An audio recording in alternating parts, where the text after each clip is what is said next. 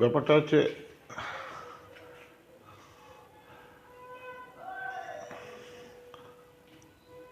এই দেখছেন আমারও থার্ড ফ্লোরে আপনাদের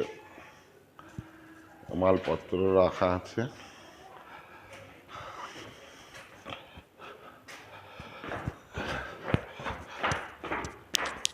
এইবার উপর থেকে নামছি, সেকেন্ড ফ্লোরে নামছি, যেখানে আগে দেখালাম। এই হচ্ছে আমার সেকেন্ড ফ্লোর।